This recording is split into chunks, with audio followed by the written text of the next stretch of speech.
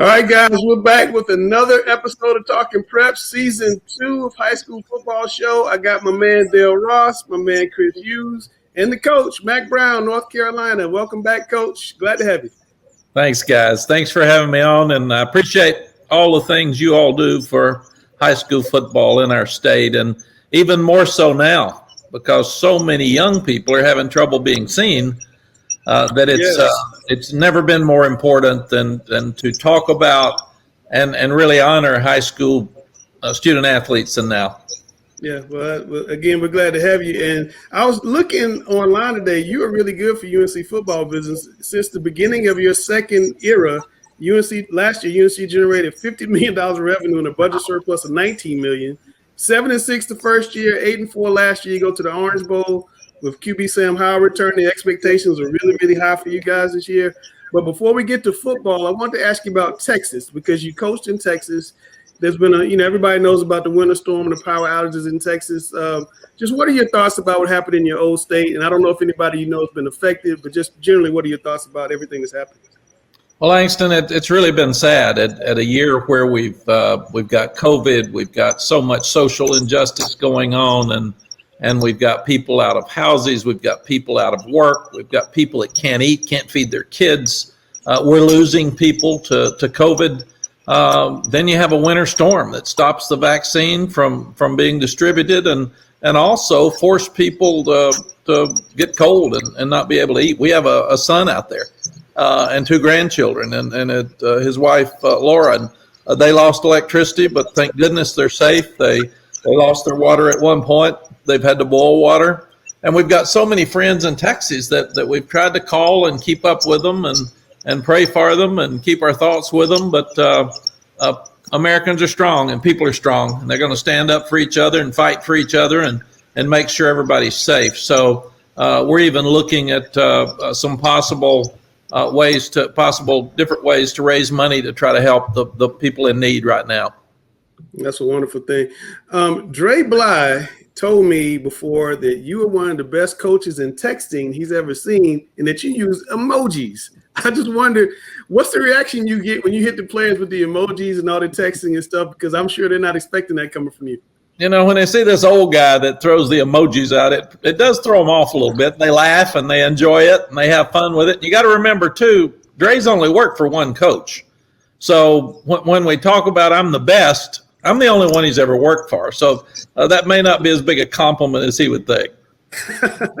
Absolutely. When you were on in the spring, we talked about the class of 21, and you felt like it was the best class of players in total, maybe the state's ever seen. You got the lion's share of those guys, and many of those guys have enrolled early. What have you seen so far? What do you like?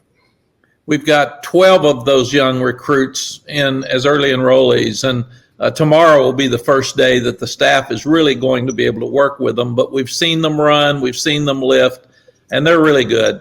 And the other guys that are coming in May are equally as good. We just haven't seen them yet. But I think this class is everything that it was hyped up to be. And that's one thing you always worry about when you sign a class, or do they get more publicity than production? And that's what we've told these young guys. You need to be as good in your third and fourth year as people say you are coming out of high school. But it's going to be fun to watch them in spring practice. We start March 23rd. They're learning what to do now. They've handled the Zoom classes. They've handled the COVID workouts. They wear a mask while they work out. I've been really, really impressed with the 12 guys that are here.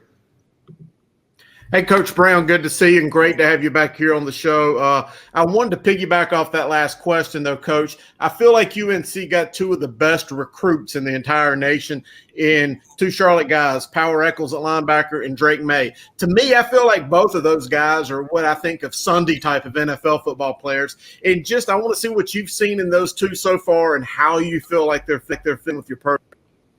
Chris, I agree completely. The first thing we've got to do is compliment the high school football coaches in this state, because these guys are working hard. They're in great shape. They're going through the off-season program so well. We actually keep the young ones separated from the older ones just so they can learn the techniques and not push themselves too much to try to overheat or get in a position where they aren't comfortable and they're moving so fast, they're trying to compete rather than learn, because we want them to learn to do both.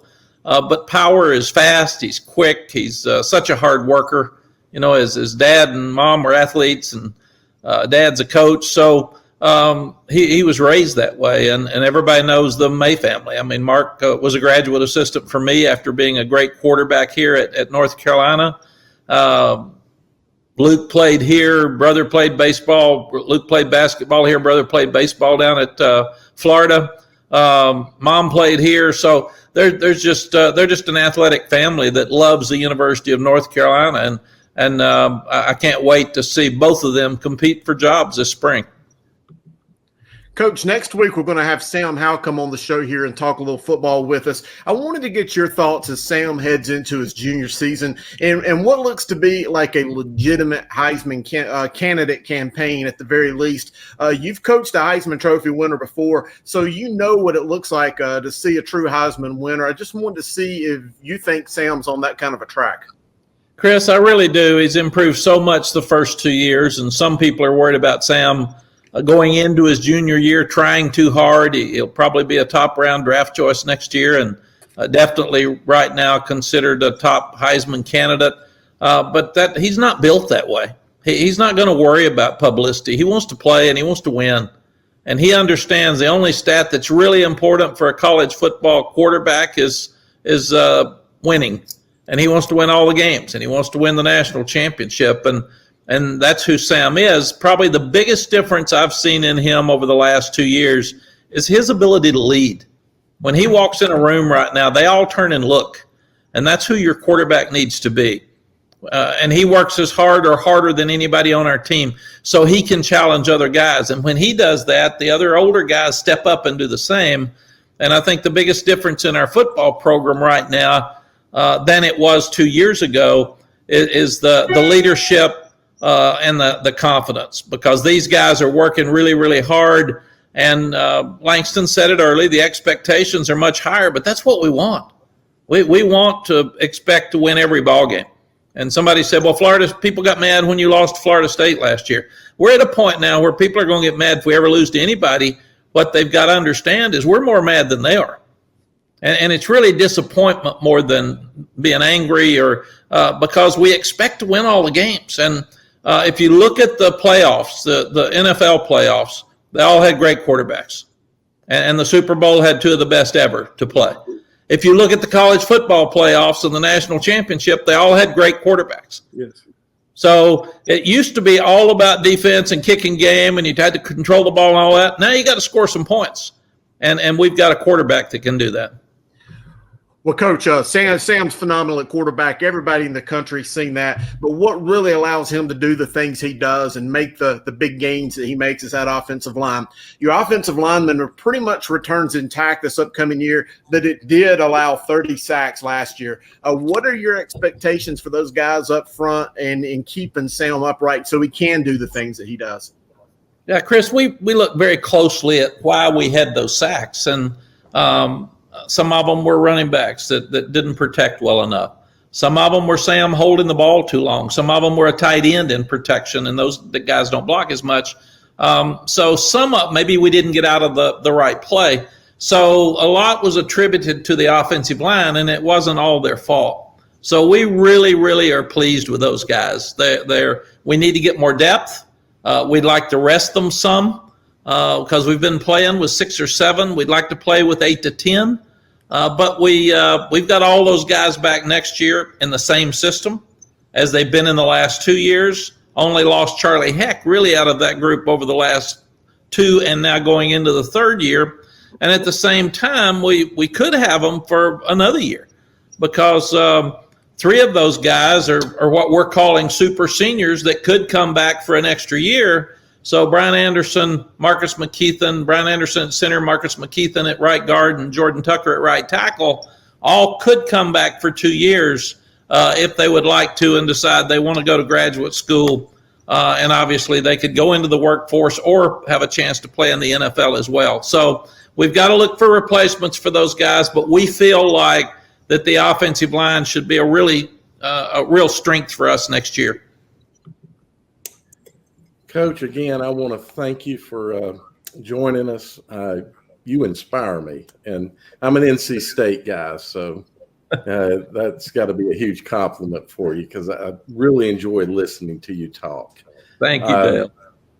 These questions kind of lead into my question. Sam is a phenomenal player. I love watching him play. And as you say, you got to have a good quarterback. But I think quarterbacks are good or are better if they have a good run game. If you have a good run game, and you had a pretty decent run game last year, but you're losing to Carter and Williams. And the question is, how do you think you're going to be able to overcome that? Will you have depth at that position? Dale, you're exactly right. The two running backs were one of the best running back tandems in the history of college football. Yes. And we were able to really run the ball well, and that let us protect better and made them drop the safeties down and left us one-on-one outside with really good receivers like Mack Brown. And we're losing 4,000 yards of offense. When you start looking at Mack Brown from Charlotte, you start looking at Michael Carter and Javonte Williams, those guys are all really good. Now, everybody else is back, but you lose those guys, you don't just replace those guys. So we understand that. But what we were fortunate enough to do is use the transfer portal for only one player to this point, and that's Ty Chandler. Who's I think the sixth leading all-purpose yardage gain guy in Tennessee history, and we think he's really good. So he'll come in this spring, and he's already here, but we'll get to watch him, and Larry Porter, our new secondary coach, will get to coach him. And then you've got the guys that are already here, and we felt like we saw British Brooks and Josh Henderson in the Orange Bowl, but DJ Jones is a young man from Fayetteville that was a freshman that broke his foot and didn't get to play in the bowl game. We think he has a chance to be a really good player. You've got Elijah Green that was a freshman that didn't play a lot last year from Atlanta. And then interestingly enough, this spring we've got Caleb Hood, the outstanding quarterback coming in from Richmond County that's 232 pounds and ran 4.4 and squats over 400 pounds. And he's just got to learn how to be a running back because he was a running back at quarterback with the ball under his arm.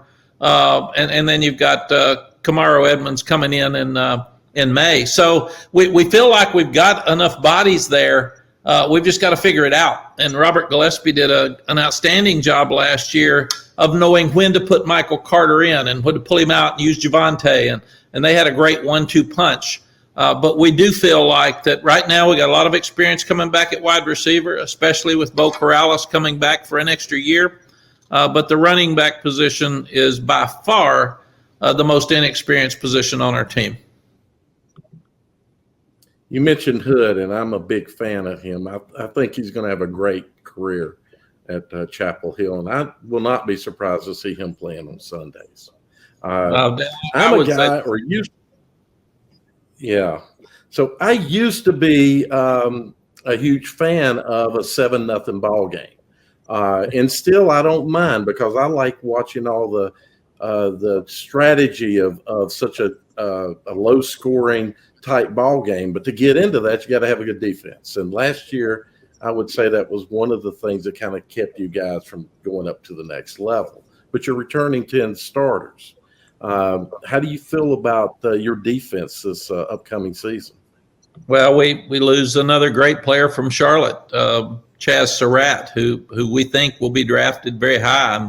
I'm actually going on NFL Network this weekend just to talk about those 4 or 5 guys that we lose. Daz Newsome, so we've lost some really talented guys on offense we talked about, but Chaz is the only person that we're losing on defense. Eugene Asante came in as a young linebacker that hadn't played a lot and led our team in tackles in the Orange Bowl. So we feel like that with guys that you're talking about that could back up, Cedric Gray from Charlotte or Power Eccles from Charlotte or Ra Dilworth.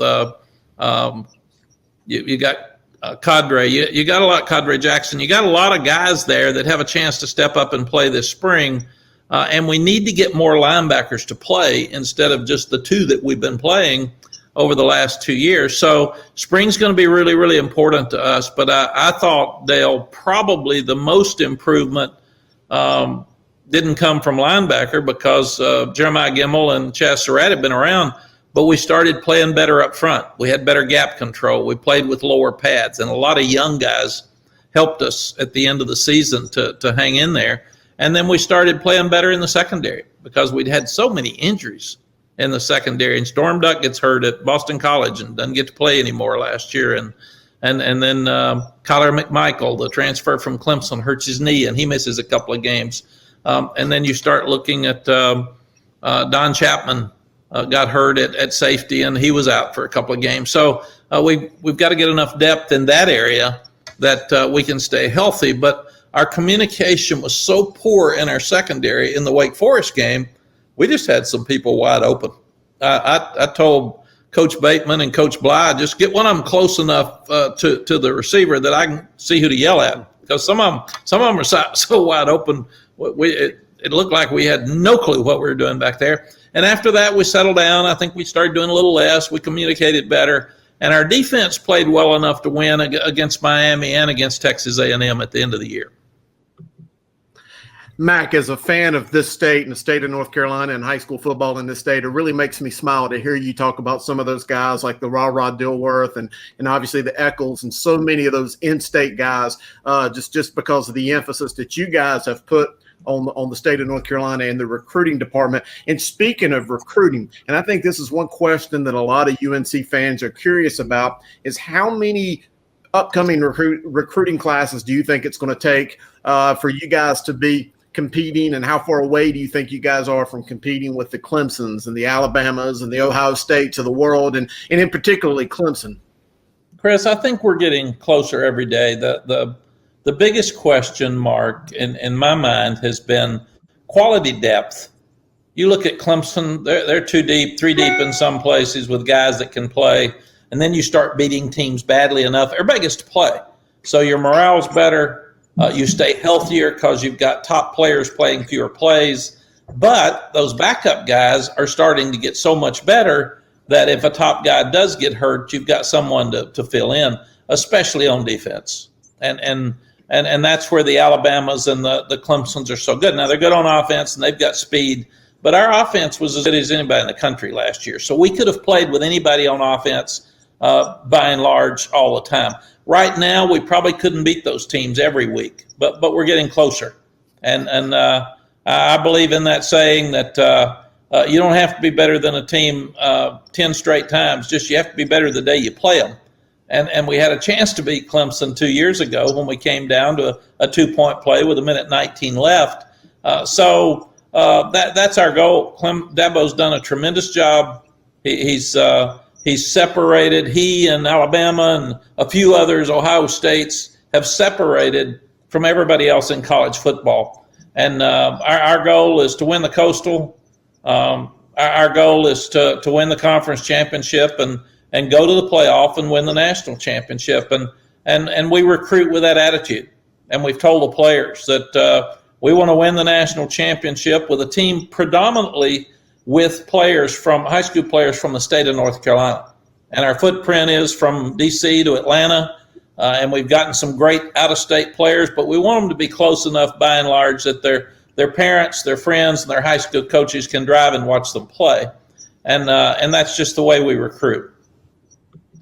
Langston touched on this a second ago when we was talking about Dre Bly and his compliments of you of being able to text message and use emojis, and I think that's really important in being on the level with the recruits. But I also wanted to ask, what did you guys learn about the recruiting methods during this pandemic? We all use Zoom calls, and obviously we're right here using a platform as well. But how have you found more ways to be efficient in recruiting and maybe even coaching throughout the course of this pandemic? Well, Chris, it's a great question. And number one, you go back to when I was announced at North Carolina, a lot of people said I was too old. I was a grandpa, and I am a grandpa, and I'm very proud. And we've got 6 great-grandchildren, and 6 grandchildren that are great, not great-grandchildren. I'm not that old yet. But what I've learned, which is what I thought, is there's not a generation gap in coaches that are a little bit more experienced than others. It's really a communication gap. And young guys want to be good. They want to compete. They want you to care about their music. They want you to care about their lives. They want you to be able to communicate with them through text message and Instagram and tweeting and such. And recruiting is totally built on relationships. And what we've learned is that the hardest thing for us right now is I asked Lonnie Galloway the other day, why don't you go ahead and take this young guy? And he said, I've never met him. I don't even know what he looks like. I've talked to him on FaceTime. And when you're evaluating, which you all do so well, we used to have them in camp. We could go watch them play. We could have them on campus. We could sit them in my office, and we could talk to the parents and see if we liked them, see if they liked us, see if they fit. And right now you can't do any of that, Chris. So the biggest thing that we've been trying to do is just have a lot of contact with the guys, FaceTime them and their families as much as we can, or have Zooms with them and their families, and just talk to them and get to know them. It's interesting to me that they can come and walk around our campus on their own, or if they know one of our players, they can visit them, but we can't speak to them on campus. We can't have any communication with them when they're on campus. And I just hate that. And I know COVID's been really, really tough for everybody, and it's hard for our state health department to figure out exactly what's safest and what's fair, and it's hard for the NCAA, but I can't wait to get it so we can have the 22s on campus. We need to have them in our camps. We need to have them around. I wish we could go watch them play. We're going to have to do a tremendous job over the next month or so of taking the video of their games and cutting up the positive plays and the plays that weren't so good, so we can try to figure out who these guys are, because in our state there's a lot of hidden players normally that you can find if you're in every school like we are. It's harder to do that right now. So it's definitely been more of a struggle getting to know them, plus getting to evaluate them, but also for the families to get to evaluate us. And I can't wait for that day to come back. And that response kind of leads into this question I wanted to ask you. A few moments ago when you was responding to Dale, you used that term super senior for the NCAA seniors that, they granted that extra year of eligibility. You almost really have two freshman classes now, the ones from the 2020 year and the ones from this year. How does that affect your class of 22 class? We've heard you use the term roster management a lot. How do you manage all of these young men as they move into the program moving forward? Chris, it's crazy. We just said we've got certain seniors that are in their last year. So Tamon Fox, Tyrone Hopper, Bo Corrales, Garrett Walston, Grayson Atkins, they're through after next year. They can't have another year. Every other senior on our team, I think there may be 8 more of those guys or 9 more of those guys could come back for another year if they want to. And people say, well, ask them. They don't know right now. They don't know about their draft status. They don't know what kind of year they're going to have. They don't know if they're going to stay healthy. They don't know if they can get in graduate school, if they want to come back. They don't know if they want a double major. So that's really, really tough. So what we've decided to do is go back and count all the guys like they would normally be counted for their eligibility, not count the extra year. And then if they want the extra year and we want them back, or they've got more school, then we'll talk about it at that time.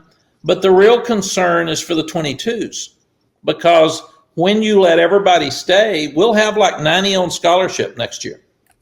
And everybody will have very few scholarships for the 22 class compared to the norm, unless the NCAA gives us some relief.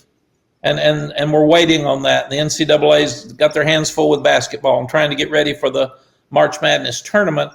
But we're all recruiting the 22s. We're recruiting the juniors, and we really don't know what to tell them because we're not really sure how many people we have in that recruiting class. So hopefully the NCAA will come out. Everybody's worried about it.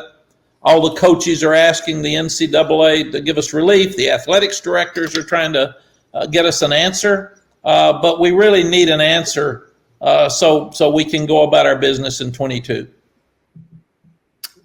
Well, I got to give credit to our game planner here because all these questions have truly rolled in to each other, and you address part of the question, maybe all of the one of the questions, and that is about the 22 class and the size of it. From what I hear, you expect it to be smaller unless, and that was one of the questions. Do you expect it to be smaller? But you kind of also you talked about the how you recruit, how you're recruiting right now. And a question would be, do you have anything that you can share with juniors and their parents as to what they can do to get exposed in this era of meeting virtually? Yeah, Dale, these have been great questions. And I would say if I was a parent, even a high school coach of a junior, I would be talking to the high school association. I would be emailing the NCAA and just asking for relief. We think there's got to be something in there where we can get some relief for next year and then at least the next year. And then after that, some of your guys will transfer with a transfer portal. Some of your guys will go to the NFL. Some of your guys will probably quit.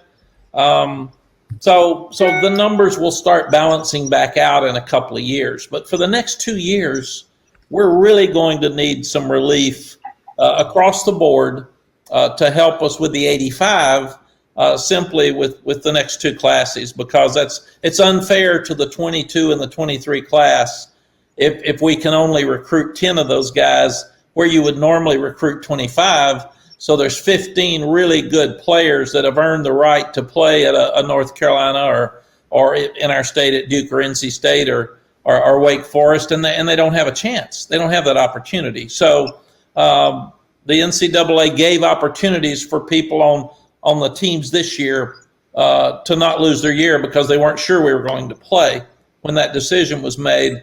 But right now we need to be working toward making sure there's opportunities for the classes over the next 2 years. You know, I'm just going to follow up to that. We always talk about fall-through players that are on that fringe of making Division I, and then something happens and they don't, and they fall down to D2.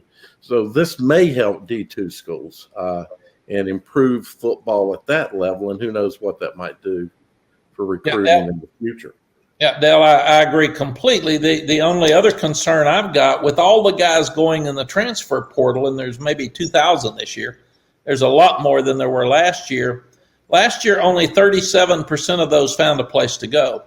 So I'm afraid that a lot of those guys start going to Division II or the FCS programs, and then they're going to take opportunities away from some of the high school guys that are coming out now too. So we've got a lot of things in college football that we've got to figure out, because I hate for that good player that might be going to Furman not to have that opportunity. A Furman or a Western Carolina or Mercer or might not have that opportunity because a backup at North Carolina may take that slot just because he's in the transfer portal. So I'm really worried about our recruiting right now.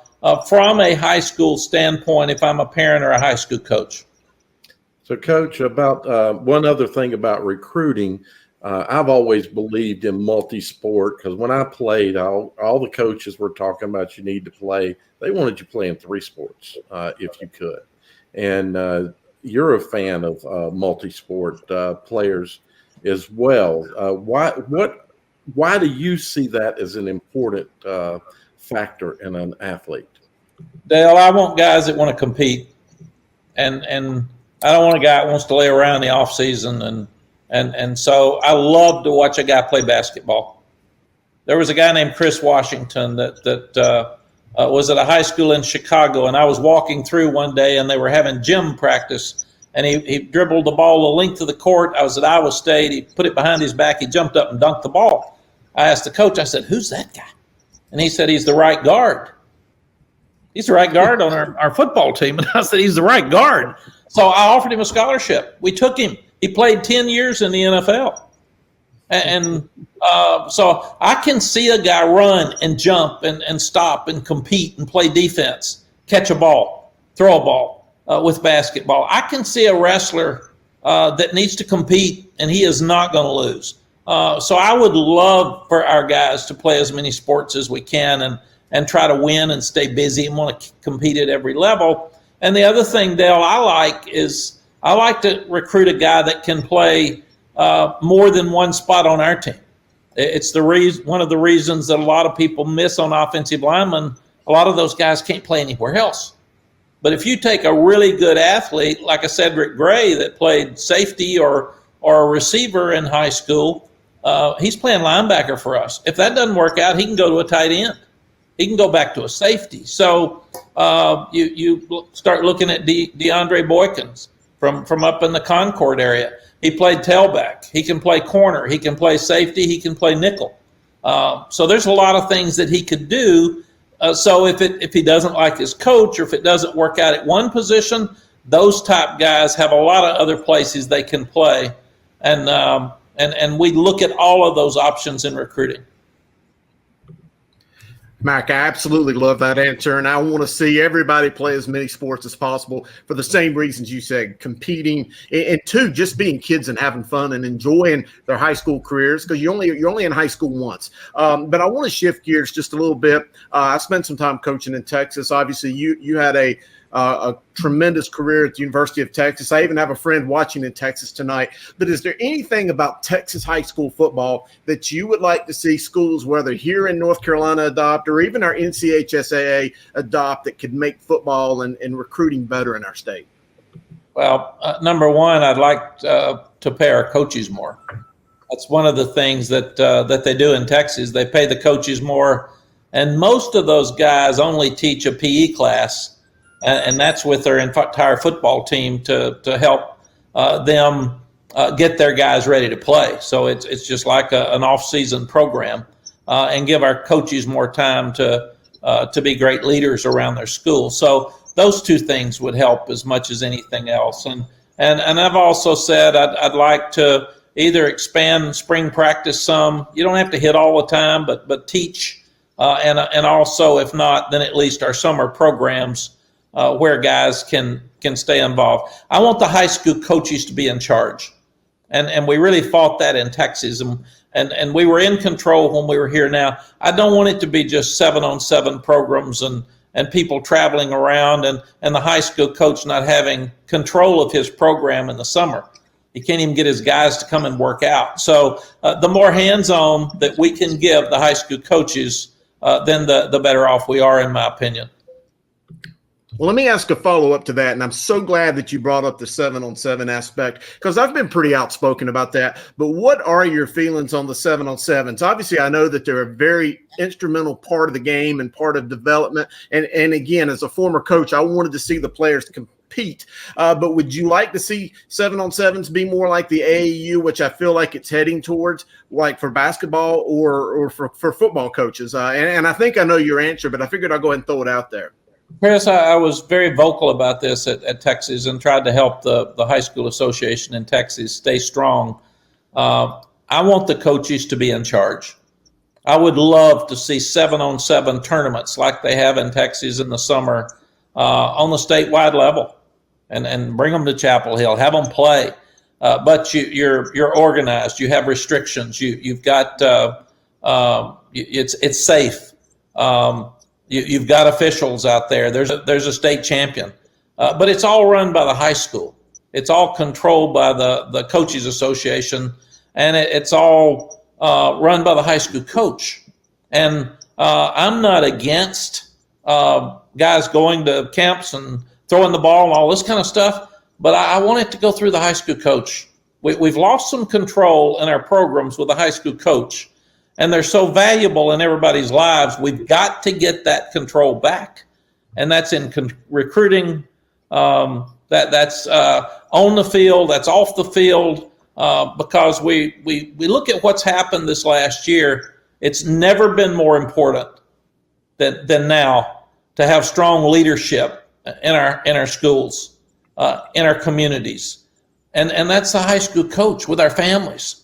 We've got kids out there that are having trouble eating and they're having trouble staying in school. We've got alcohol at a real high level, alcohol abuse. We've got spousal abuse at a higher level than ever. We've got suicides, opioid deaths. We've got more issues with young people right now than we've ever had in our lives. And there's no better person than that coach to be involved with that young person on a day-to-day basis and with his family to try to help guide him through this. And all these kids love sports. They all want to win. They all want to get scholarships. Mm-hmm. So the coach has got something they want, and we've got to keep them from getting in that corner depressed and all the bad things that are going on out there right now. We got to take these crises and we've got to turn them into small positives for these young people. And the only people that are the major people, in my estimation, that can do that with our athletes are our coaches. Absolutely. That's Dale with the applause. Coach, I got a question from a 10th grade running back today at West Mecklenburg High School. And he wrote, Mack, this is what he wanted to ask. Mack, when you're watching high school recruits play, what is it that sticks out to you that might make you recruit one guy over another guy? Oh, Langston, that's such a great question. When I worked for Coach Switzer, he said, only watch the first 5 plays of the game and don't tell me who it is. And if I can't pick the guy out, then I don't need to be recruiting him. So what I would say is, for all of you young guys out there, you don't know which play we're going to see.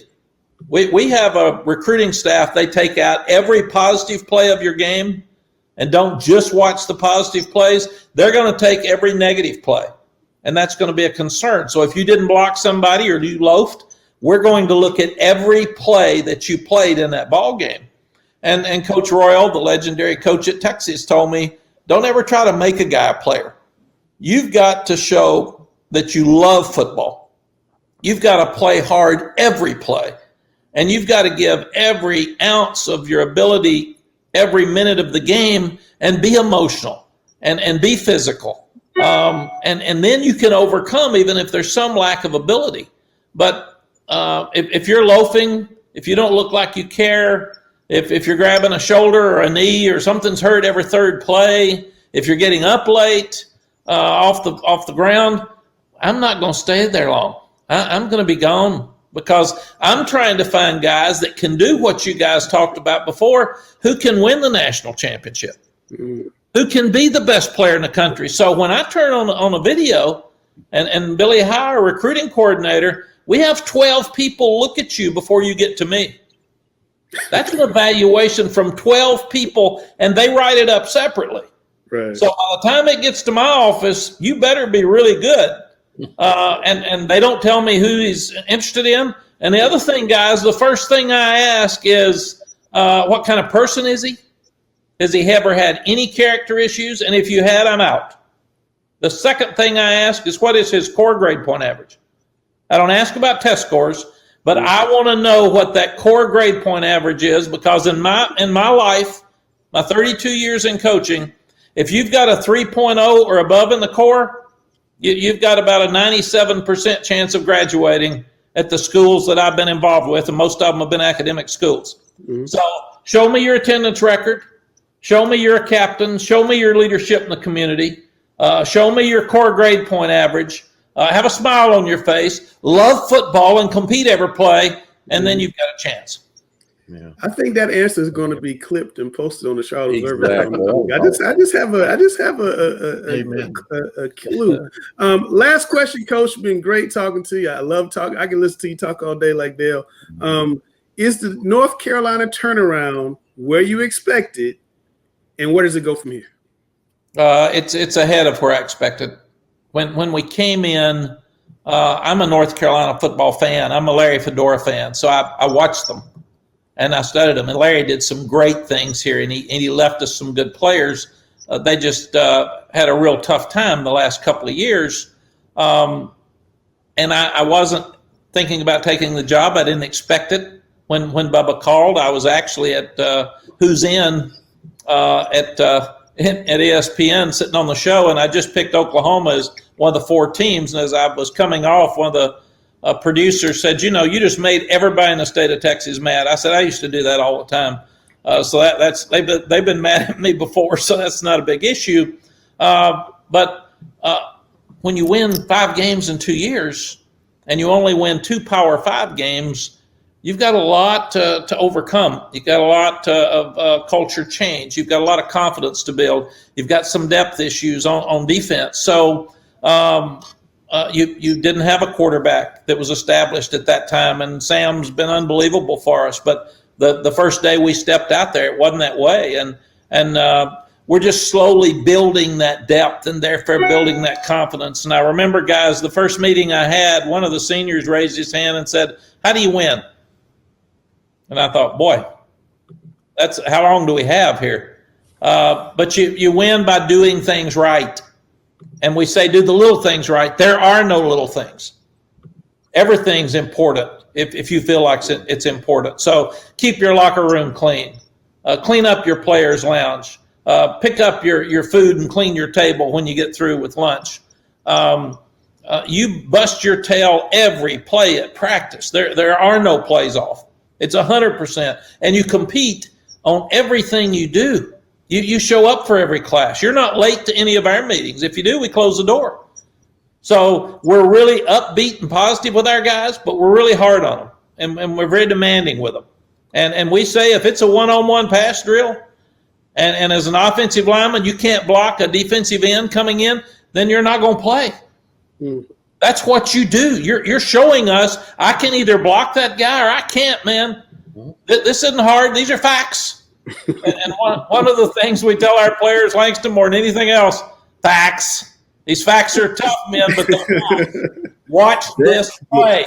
That's one of those emojis, Coach. Facts with the exclamation points. Exactly. But did you get to the passer in this drill or did you not? Yeah. If you did, we're going to put you in a pass rush situation. If you didn't, you're not going in. And you decided that. You determined that, not me. I just watched it.